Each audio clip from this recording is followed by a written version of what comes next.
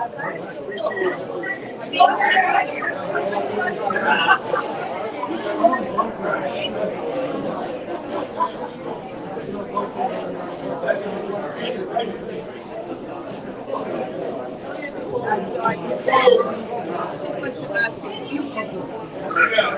have, twice.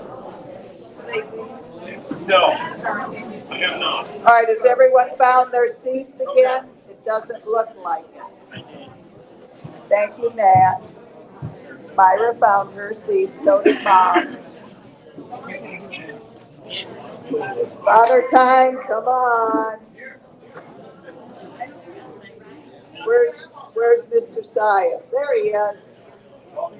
Mr. G. All right.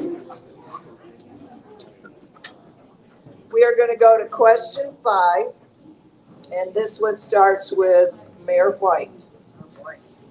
What policy changes should the City Commission be enacting to support business growth and economic development for the city of Northport? The chamber is a business, entity. So what policy changes should the City Commission be enacting to support business growth and economic development for the city of Northport? You have 2 minutes, ma'am. Well, that's a new one. Policy changes. Well, we did recently do all of the rezoning, which is going to open up doors. I've had people that have been calling me for a long time, waiting for some of those rezonings to go through because they were holding off and opening up daycares and things that some of those rezoned areas are going to enable them to do. So we've already taken a big step for that to allow people to do more with their properties than they were before in certain areas.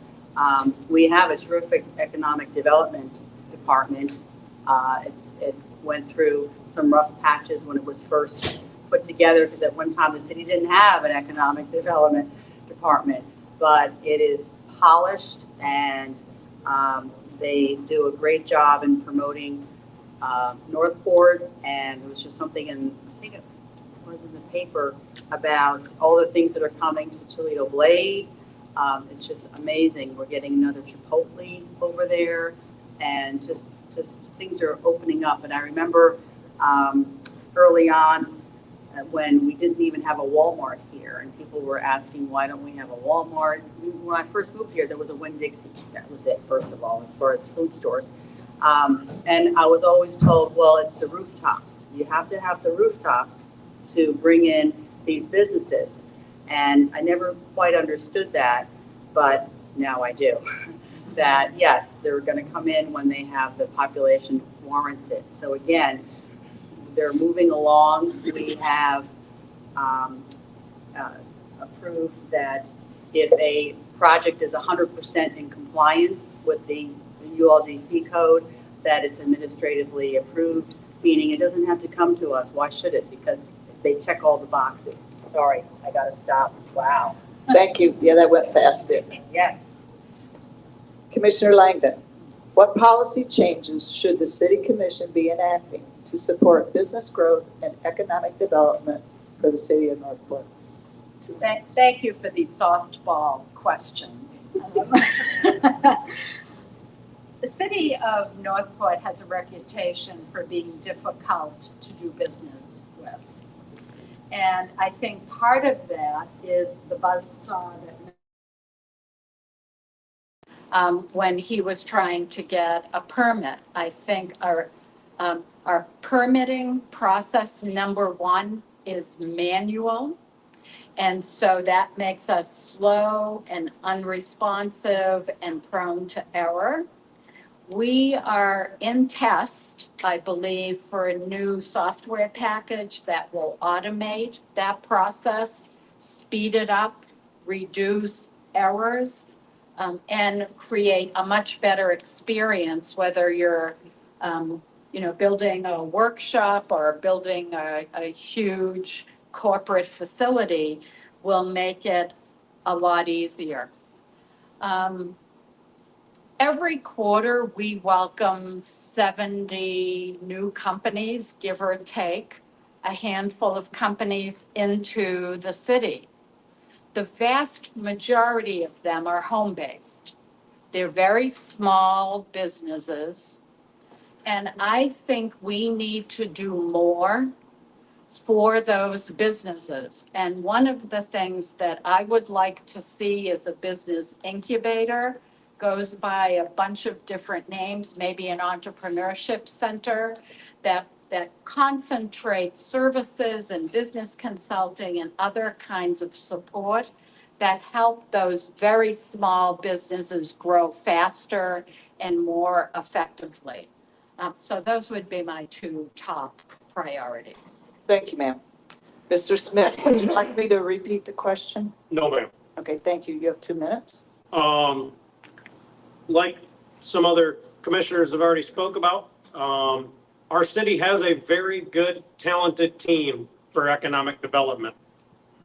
One of my issues is when we redid the ULDC and we redid the zoning, for some reason, the answer was to not focus on what the future of this city could look like and growth in areas where businesses can actually move in with each other.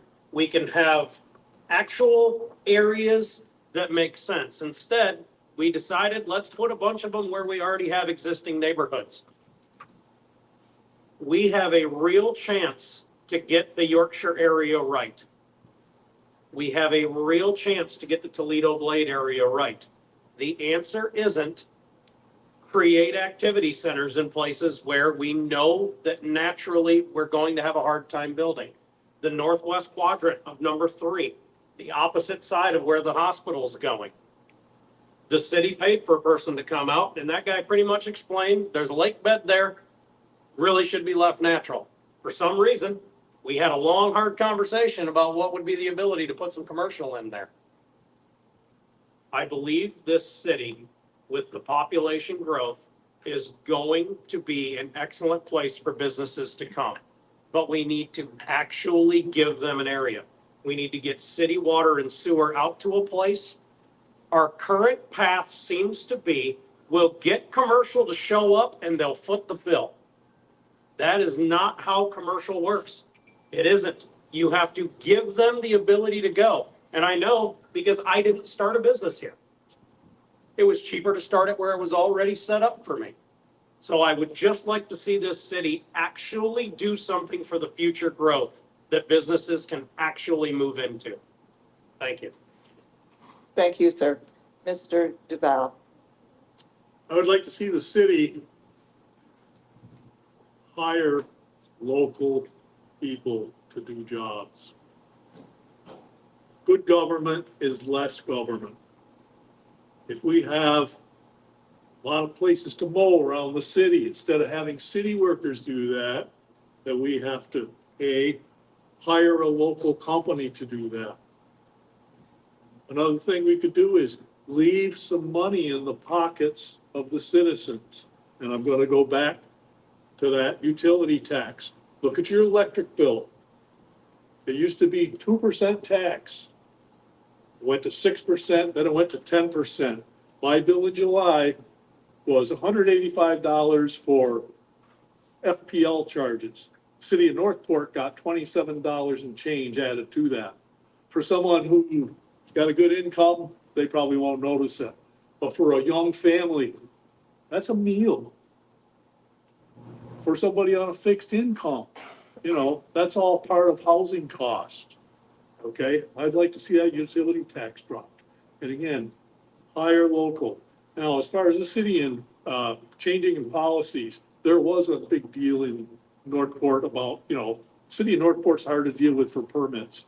And that attitude has stayed the same, but the city has done some changing. The city is getting better on permits, like was just mentioned, to go digital, to go automatic for permits, okay? And I know rumors, we have internet.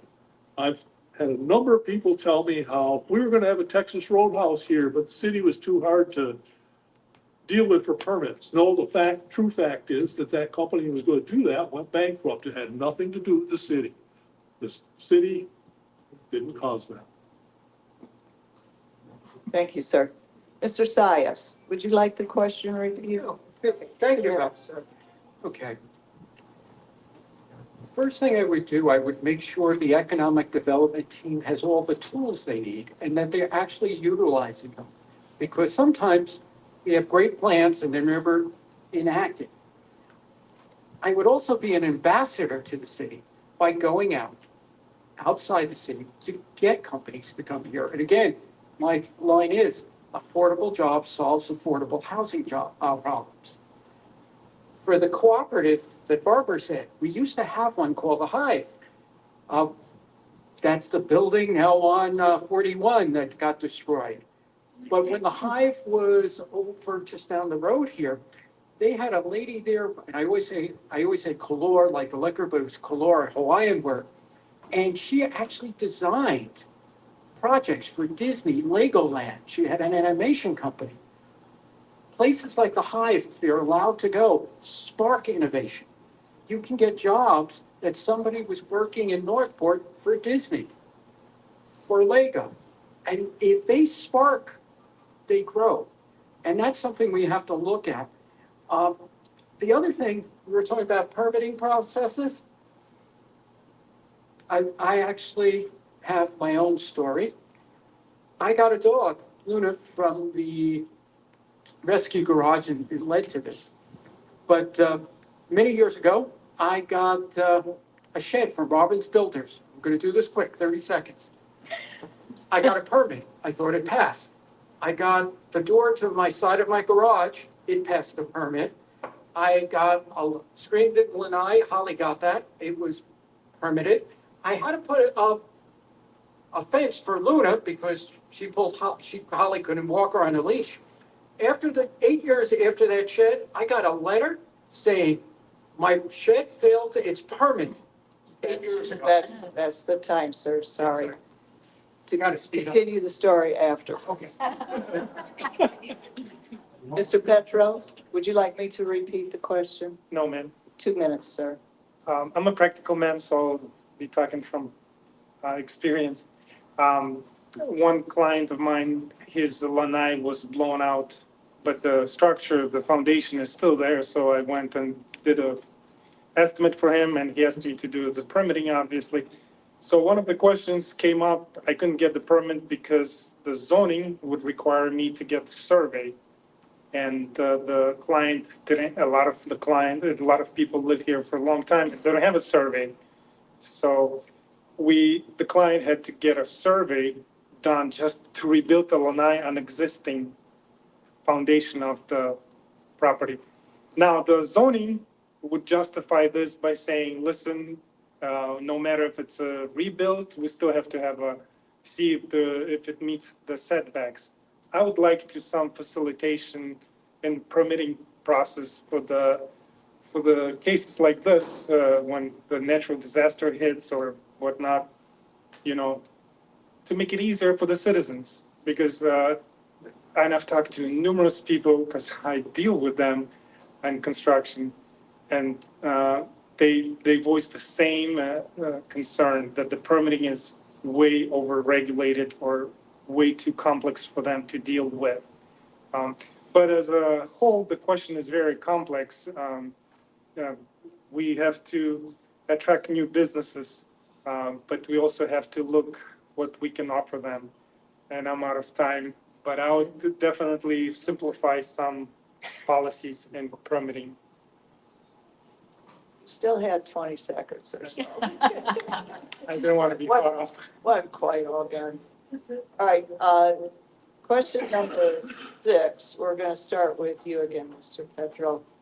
What is your opinion of the city's disaster recovery plan?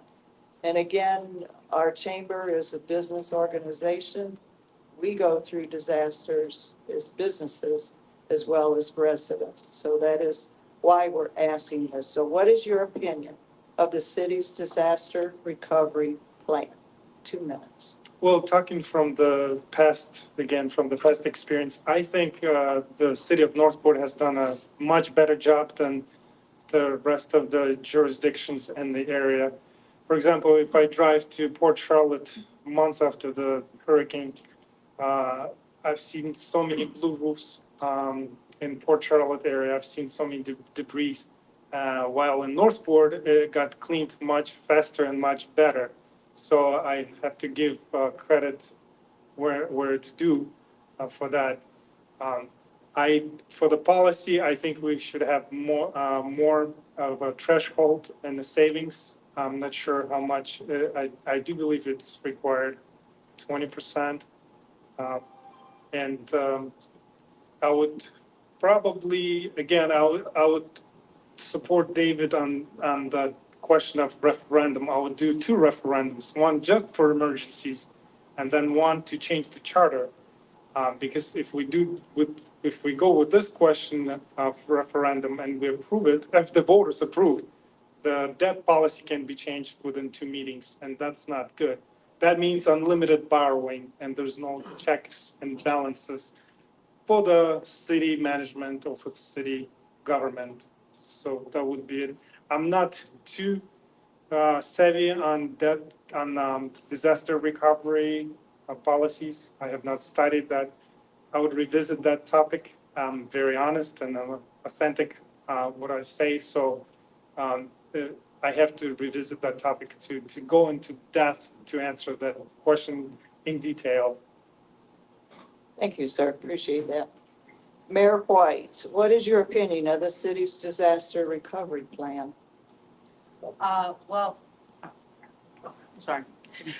Yes, after Ian, that was quite a recovery with the yard waste debris that was everywhere. But the city managed to do that by using our reserves, and then we came up with a plan how we're going to put that money back, and that plan is in place, and most people aren't even aware that we did that. But I think it was something like $45 million that we had to put out for cleanup after that.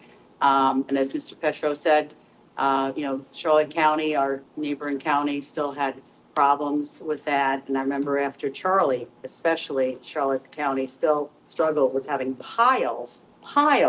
You couldn't even see the houses along the street of debris that was just piled up. And we didn't have that here in Northport. It was picked up on a regular basis, and they let us know when's the last pickup. They're coming through, so this is going to be it. And people knew about it and got all their junk out there, and I thought it went really, really well. All right, thank you very much. Commissioner Langdon, what is your opinion of the city's disaster recovery plan? 2 minutes, please. Well, I think the proof is in the pudding, and I concur with others here in that our city did a really incredible job recovering from Ian. And I am really, really proud of our staff, and I'm also proud of our residents. The kind of concern and checking on neighbors and that kind of activity that we saw after Ian was really heartwarming. We have a great community. We do have a major exposure in our emergency operations plan in our inability to borrow in times of emergency. So I'm very concerned that if we were hit with another hurricane this summer, we would not be able to recover. We would have to go with our tin cups to the state, to the feds, and be bailed out. And no one really wants to be in that position. We also have an item, let me back up. One of my major concerns after Ian was that there was no communication. I could not get anything on my little wind-up traffic transistor radio for a couple of days anyway, and then finally got some broadcasts from Tampa. They had no idea what was going down here.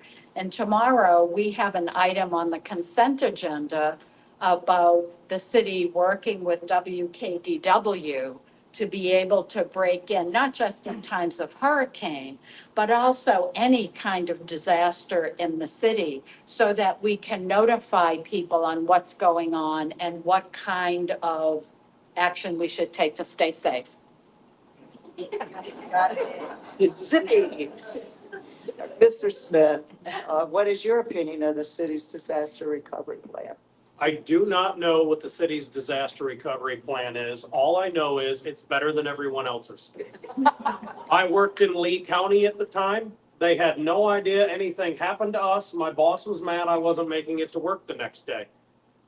Thank God, the news finally flew a helicopter over, and he said, "Oh my God, how are you guys ever gonna dig out of that?"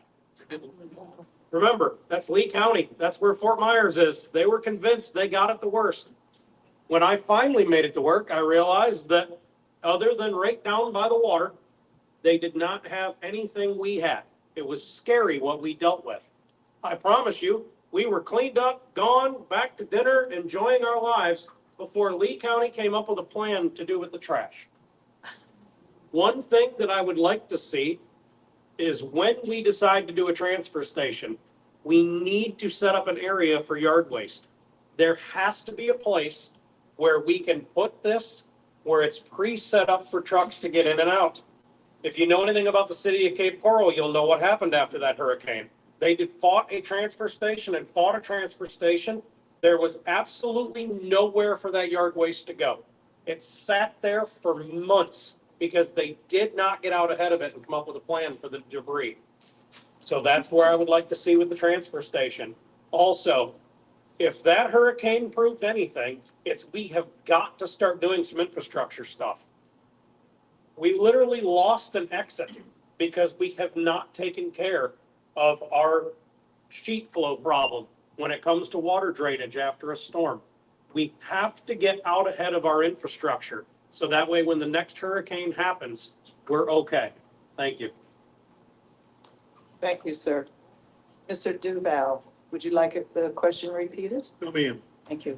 2 minutes. As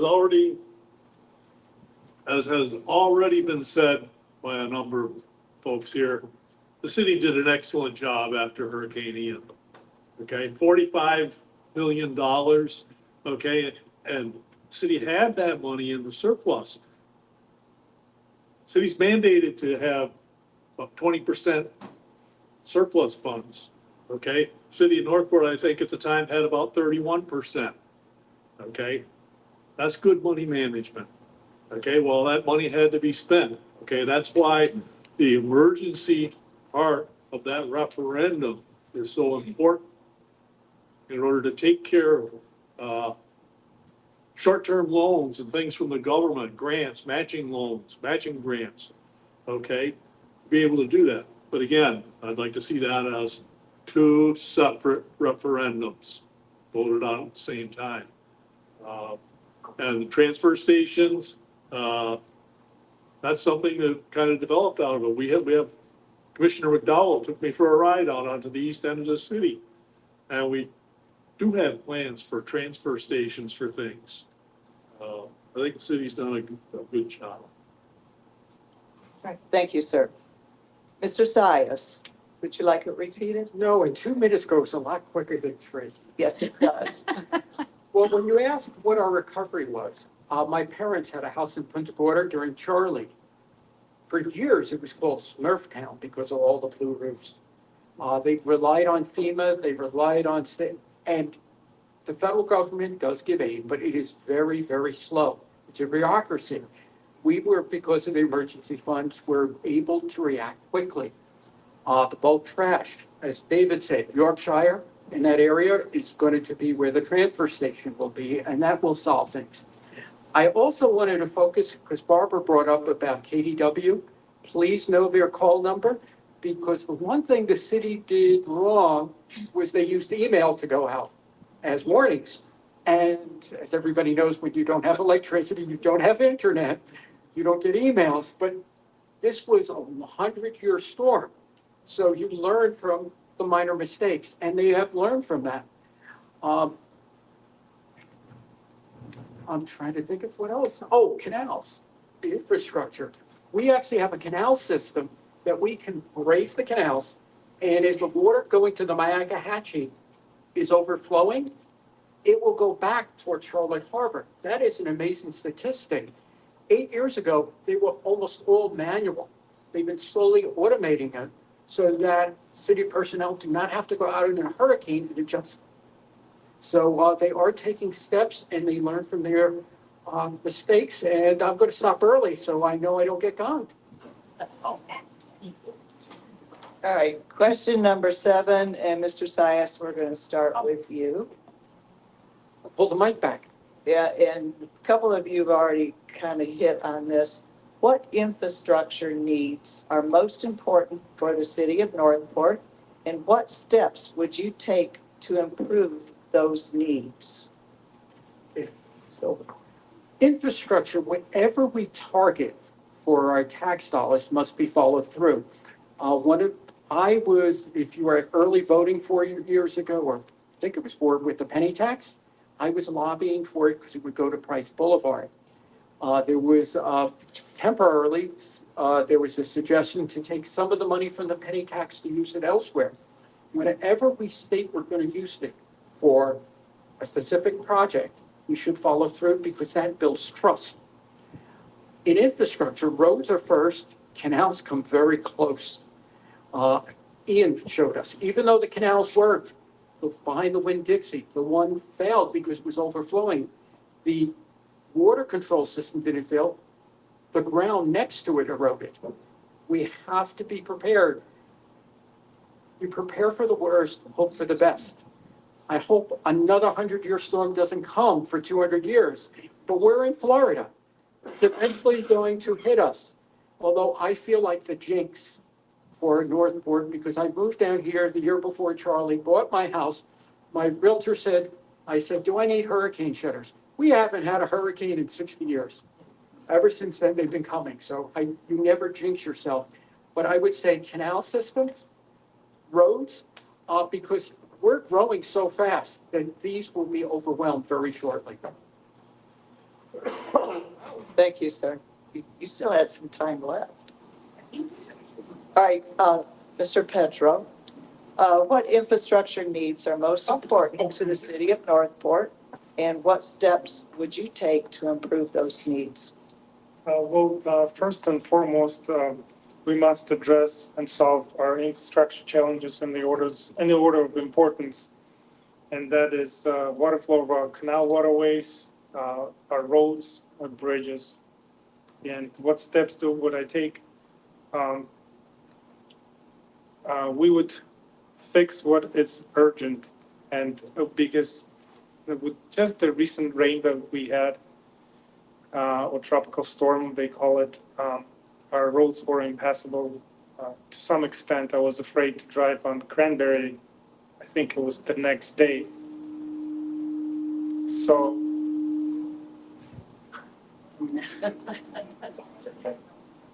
to fund our infrastructure challenges, the funds can be brought from other projects that are less important, can be redirected.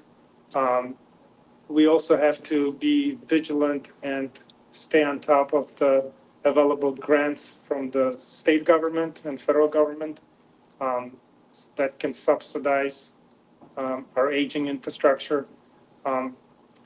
But before I go any further, I want to say that we have to prioritize the management of our infrastructure, and that is, we should not be delaying and only be reactive. We have to be proactive. We have to be planned for the future. Maybe increase the funding for the emergency infrastructure when the emergency hits. We also have to be able to borrow. And again, I'm coming back to this borrowing. I want to make it clear I'm not against borrowing, but it has to be very sensible borrowing. We have to very logical borrowing. We cannot borrow just to borrow. And I see the time. I don't want to go any further. Thank you, sir. Mayor White, do you need me to? No, I think I'm good. Okay, thank you. 2 minutes. Yes, we always hear that word infrastructure, and again, the bond is one way to get this done. First and foremost, we have to address our water control structures. Again, I mentioned this before, that they are most of them are 65 years old. And the estimate is that at a rate of 2 per year, if we could do that, it would still take 20 years to replace them. We're not going to wait, we shouldn't have to wait 20 years to replace these structures. And it's all about the water. As Mr. Smith said, we live in an area that we don't accept it, but we get the sheet flow from areas that are north and east of us. And I learned this actually the hard way. In 1992, we had the great flood of 1992. We just had a lot of rain for days and days and days. And then it stopped and everything was fine. And then I just started seeing the water coming and going over the road until I had 18 inches of water on my street. And my son was 6 months old at that time, and they sent an airboat to check on us. But I said, we're fine. They said, oh, do you need diapers? And if you know anything about me, I said, no, I use cloth diapers. Okay. So I don't need diapers. But that is really vital. And the reason why and then all of a sudden the water disappeared, and it disappeared because one of the water control structures failed and Jockey Club got flooded. We can't have that happen. We have to realize what we need and put the steps in place to make those needs a reality, that we can get those things done, which is through that bond referendum and taking care of our water control structures and then bridges. That's it. Thank you. Thank you, ma'am. Commissioner Langdon, would you like me to repeat the question? No, I'm good with it, unfortunately. And where do I begin? In no particular order, absolutely. Canals, water, structures, bridges. We saw after Ian Price was out of commission, we lost 3, 4 bridges. The city has made those bridges more robust and they're ready for the widening of Price, and we need to do more of that. We need to continue bringing water and sewer to areas where we want commercial development, like we did at the intersection of Toledo Blade and 75, specifically so we could develop that northeast quadrant of the city. That's why we brought water and sewer there. We also need to bring water and sewer to our neighborhoods. All of the septic systems in this city, I shudder to think what it's going to be like as we build out. We're starting that. It's slow. It's expensive. We need to figure out a way to accelerate that and make it affordable for our residents. Water availability and water quality. Staff is currently working on a 50-year plan to make quality water available to this city for the next however many years. Part of that conversation is resurrecting a conversation we had years ago before my time, which was perhaps creating a reservoir off of the Myakkahatchee Creek to deal with that sheet water. And that would do a few things. One, it would help mitigate the flooding in those areas off the Myakkahatchee Creek. It would provide a long-term water source for this city and areas in the area. And number 3, it would provide recreational opportunities. Thank you. Mr. Smith, would you like me to repeat the question? No, it's okay. Thank you, sir. 2 minutes. I've kind of already touched on it. We have are you going to be good? Okay. We have for years been afraid to go to the voters and ask for money. It's one of the reasons that the referendum kind of needs to happen. If it's built in and the voters are okay with it, it allows us an area of breathing room. Unfortunately, there are a lot of large projects that we are going to have to start coming to you folks. Eventually, if I don't win, someone's going to have to start coming to me.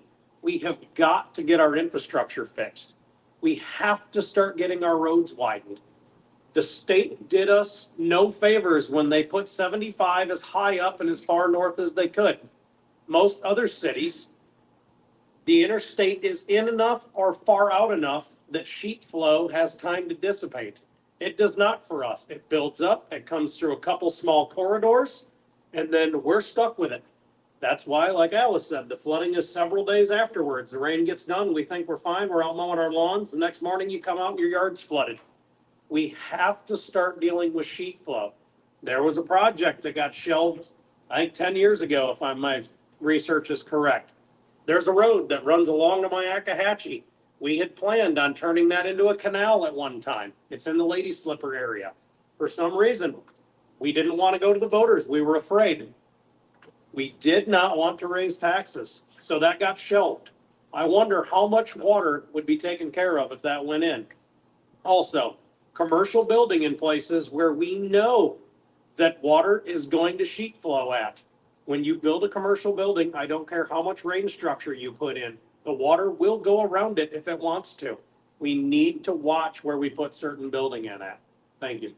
It's still doing weird stuff. Thank you very much. I'll give you this one. Mr. Duval, would you like the question repeated? No, ma'am. Okay, thank you, sir. 2 minutes. Everybody's already mentioned, the flooding problems, the canal system that needs, the water structures that need to be replaced, repaired, rebuilt. What no one's mentioned yet is safety for a population that's growing. And what I'm talking about is evacuation. Okay, the Yorkshire exit to 75.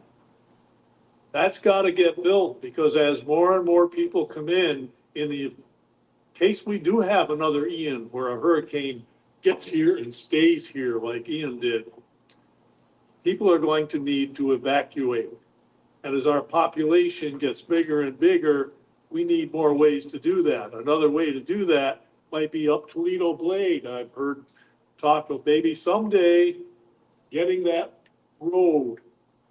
We'll have a second way of evacuating instead of having everybody be on 75, a way to go north. 75, Toledo Blade, that's kind of a thing that, is on my mind. We're going to have communities built north of 75 and east of Toledo Blade. And until we get a Yorkshire exit, their only way of exiting there is going to be on Toledo Blade. What do you think that's going to do to traffic? And I know what that traffic's like, because I'm out there at 6:30 in the morning on the corner of Toledo Blade and Cranberry and Panacea, waving my sign, and I see thousands of cars go by. All right, thank you very much. We are just about out of time, but we're going to allow a 1-minute closing statement from each of you before we dismiss. And Mr. Duval, we'll allow you to go first. 1 minute, sir. Thank you. One thing I can say for myself is that just as a citizen, I save city taxpayers $600 a month. I did that by attending city meetings, and when they were hiring a new city clerk, they were putting $600 a month in for car allowance. And I stood up and said, city clerk works in City Hall doing city records and doesn't take him anywhere. So they took that out, and I had to do that for 2 city clerks. And now our current city clerk says I'm the man that stole her car, but she's a wonderful lady. Other than that, I am self-financing my campaign. You always hear people complaining about, well, who's paying them off or whatever. Look and see where people are getting their money from. I'm paying for my campaign. Thank you very much for having me here.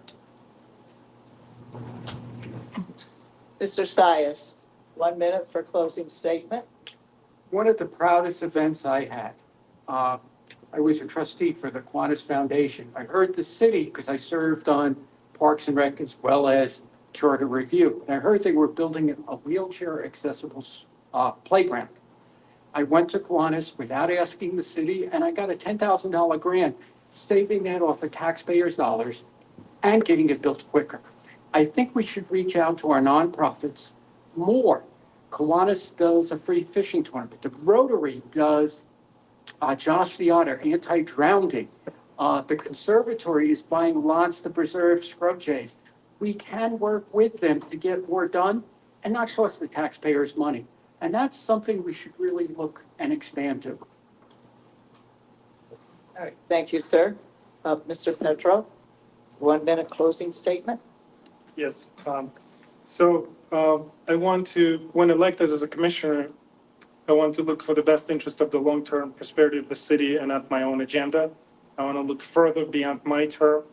I want to have a dialogue with people, with the residents. I mean, ask a question on the dais. I know it's not a protocol, but maybe we can change that.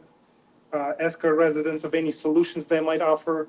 I value the residents' input as much as I value myself, because together we can come together and make it much better and beneficial for both sides. And I'm not going to shy away from humbly asking for your vote. Vote to let your voice be heard, and I ask for your vote. Thank you for this opportunity. Thank you, the Chamber of Commerce, for making this happen. Thank you, sir. Mayor White, you have 1 minute for closing statement. Yes, I wrote down some of my thoughts because I just want you to know that I know that the city of Northport, it's not the town that I moved to in 1991, and thankfully, it's not. Today, Northport is a vibrant place to live. It provides for our quality of life. We have restaurants, parks, and so many things going on in the city today that we did not have 30-something years ago. We have the 7th fastest rising property values in the country. People continue to move here. We know that. Our population rate continues to grow.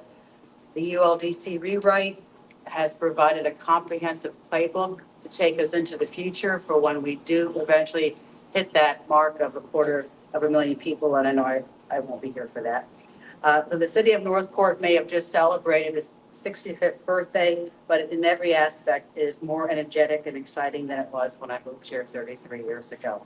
So I'm hoping to be able to continue to pass along that passion in my seat in this. All right, thank you very I much. got to go. Almost. Almost. Yeah, it was right at I the kind tip of of his wanted, finger. I kind of wanted you to go, but we can do that. You got it. Commissioner Langdon, 1 minute for closing statement. Thank you, ma'am. Everywhere I go in this city and in this area, people say to me, "You're from Northport?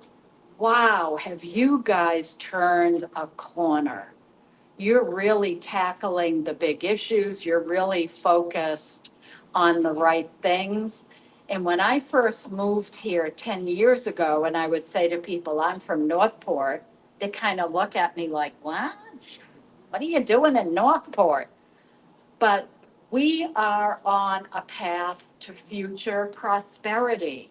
And for me, parks and open spaces are really important to our quality of life. But quality of life for me is our families not having to decide whether they pay their rent or mortgage or put food on the table. So our desire to attract businesses here and good paying jobs here. Oh, wow, I wasn't looking at you at all. What? Yes. Father time has been ignored. Oh, my goodness. I knew there was no way she was gonna get it in a minute. Wow, slam. I knew it, I knew it. So, I have so much to say. I know. So in closing, I really want to make sure that you understand that I don't want to be a politician. I really have no dreams of doing this. I feel like I have to. We need somebody who will protect citizens' rights. We need somebody who's actually going to care about our environment. I'm talking all of it. I'm talking the water, I'm talking the squirrels, I'm talking everything that is the environment. We need somebody on the commission who takes all of it seriously. I promise you that I will fight for infrastructure improvements. I promise you I will do everything possible to protect your citizens' rights. That's all I got. Thank you very much for coming out. Thank the chamber for doing this, and please vote for me. Thank you very much. Let's give these guys a round of applause.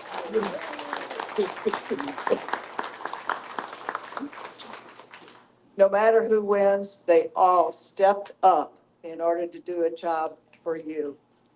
We are a republic. We do have elected officials, and these are the gentlemen and the ladies who are wanting to do this for you. So I commend you for going through candidacy. It's so ugly. It's hard. All right, with that, I know some of you may have turned in a card. I apologize that we ran out of time. If you want to hit them up as you're leaving, go ahead. So, I want stuff. oh, we got a plug for the chamber. Yeah. So there's maps and community guides. If you want to know who's in business in Northport, it's in this. If you want to figure out how to get around town when you don't have GPS, it's in here, along with how to get to the businesses. So they're back on the table. Don't not want to drag them back to the chamber, so please take them. They are free. Come here to see your buddy. And I want to thank again WCSR, RJ Malloy, John Rowley, and Earl Kimmel from the Herald Tribune. Thank you so very much. Bill, thank you for all the things that you